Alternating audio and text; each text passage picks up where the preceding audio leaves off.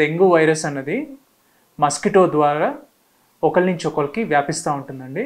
So mosquito bite, especially ఆ mosquitoes వచ్చేసి Aedes ఈజిప్టిఐ, దాన్ని టైగర్ మస్కిటో అని కూడా అంటాము. అది నల్లగా స్పాట్స్తో ఉంటుంది.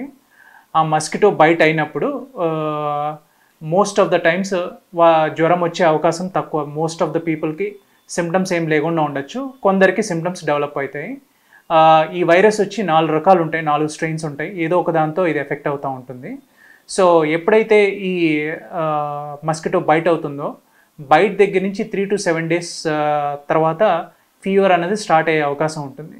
వన్స్ ఫీవర్ వచ్చిన తర్వాత లక్షణాలు వచ్చేసి హై గ్రేడ్ ఫీవర్ ఉంటుంది. ఆ ఫీవర్ బైఫేజిక్, వచ్చి పోవటము, లేకపోతే 2 సార్లు, ఒకసారి వచ్చిపోయి కొంచెం గ్యాప్ వచ్చి మళ్ళీ ఒక 2 days ఉండే అవకాశం, అలాంటి కైండ్ ఆఫ్ ఫీవర్ ఉంటుంది. దాన్ని బైఫేజిక్ అంటాము.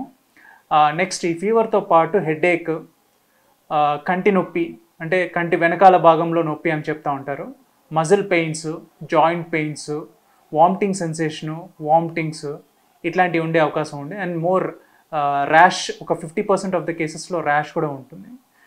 ఎస్పెషలీ ఇది ఫీవర్ వచ్చిన 3 నుంచి 5 రోజుల మధ్యలో ర్యాష్ అపియర్ అయ్యే ఛాన్స్ ఉంటుంది. అందరూ ఈ ఫిబ్రైల్ స్టేజ్లోనే ఉండక్కర్లేదు, కొందరికి క్రిటికల్ అయ్యే అవకాశం ఉంటుంది.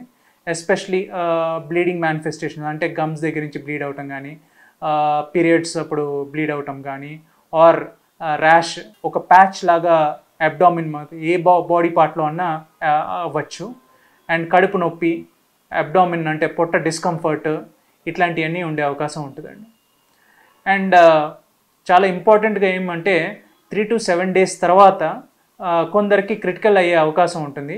దీన్ని ప్లాస్మా లీక్, షాక్, అంటే బ్లడ్ ప్రెషర్ చెక్ చేస్తే తక్కువ ఉండటము, ఆయాసము, కడుపు ఉబ్బిపోయి ఉండటము, కడుపు పట్టుకుంటే నొప్పి ఉండటము, టెండర్నెస్, ఇలాంటివి ఉన్నప్పుడు ఇట్ ఈస్ వెరీ ఇంపార్టెంట్. అది 48 hours దాకా చాలా ఇంపార్టెంట్, క్రిటికల్ స్టేజ్ అని ఉంటాం. రికవరీ యూజువల్లీ 3 to 7 daysలో అయిపోతుంది. ఆ టైంలో ఈ బ్లీడింగ్ కానీ, ర్యాష్ కానీ, అండ్ ఈ బ్లడ్ ప్రెషర్ తగ్గటం కానీ, ఈ కడుపులో నీరు చేరటం, లంగ్స్లో నీరు చేరటం, ఇవన్నీ రిజాల్వ్ అయిపోతాయి.